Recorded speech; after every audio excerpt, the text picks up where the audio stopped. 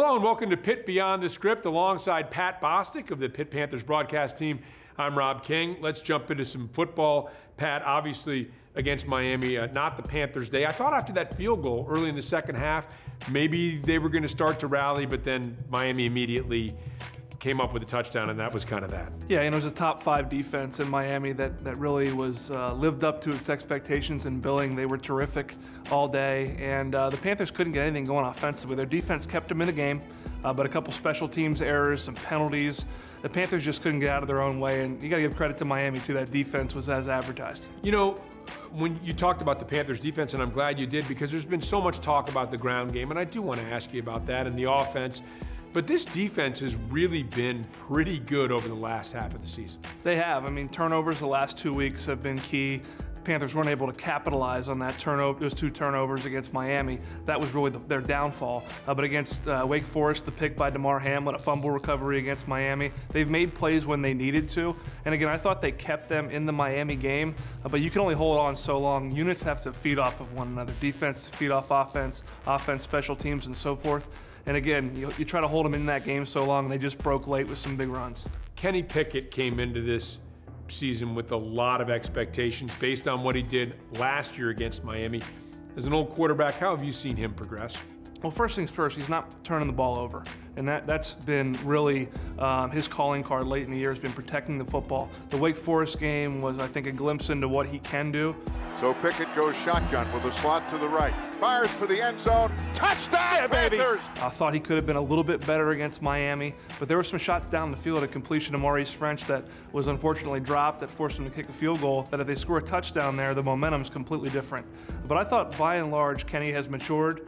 He's protected the ball, he's protected the play call, he's made a couple plays with his feet, and he'll have to be terrific against Clemson if Pitt's to compete. And it's pulled in, and that is Maurice French on his way. Panthers touchdown. All right, Pat, you have a whole season to look back at, one game to look forward to here against Clemson. Are there things the Panthers can draw on, successful things over the course of the season that could help them against the Tigers?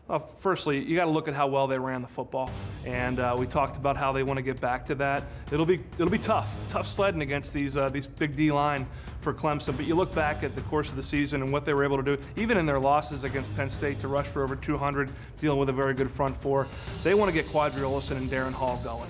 They want to get behind this veteran offensive line without Jimmy Morrissey, which I don't think you can understate just the loss that is, not having him. Getting another week now with Connor Dentino at center, and just ride those horses. Let those guys run, and not always just battering ram style too. These guys have shown speed, breakaway speed. They're going to need to knock off a couple big runs in this game with some big plays to help them compete against Clemson in the ACC Championship. You said big plays, and during the winning streak, the Panthers not only got big plays out of Hall and Olson, but the ability to take the shot down the field, the ability to come up with a big play in the vertical passing game as well. Pickett shotgun snap. He throws it long down the right sideline, and the pass will be caught. Was he inbound? Taysir Mack, wow. He was. Yeah, Taysir Mack has been a guy, we didn't hear his name a lot against Miami, had a couple catches, but he's been a big play guy. I mean, he was first or second in the conference in yards per reception, with over 23 yards per reception. He's a guy that can take the top off. Fires a bullet, and on his way is Taysir Mack. He outruns him. He gets to the 10. He gets to the 5. He's into the end zone. They're going to have to do that. Off play action, take a shot down the field. Taysir Mack, Maurice French, has proven to be a guy that can make a play down the field in one-on-one scenarios. Caught for a touchdown. If you look back at the Miami game, you probably think you want to take a couple more of those shots because they've proven to pay off. And again, when you want to soften a defense up that's going to try to stop your run, they know it's your bell cow, you've got to be able to take the top off the defense for that D coordinator to fear you. You're talking about Clemson, obviously, and this is the ACC championship game. And one of the things that would also seem to be would really help the Panthers if they can get that ground game going again. One of the top 15 rushing attacks in the country going against a Clemson team that, you know, 3 of those guys on the defensive line are predicted to go in the first round, including a potential top 5 pick. So it's not going to be easy, but that's where the Panthers' bread has been buttered this year. It has, and they're going to learn a lot from that Miami game going into Clemson, because that's another defense with draft picks all over the field.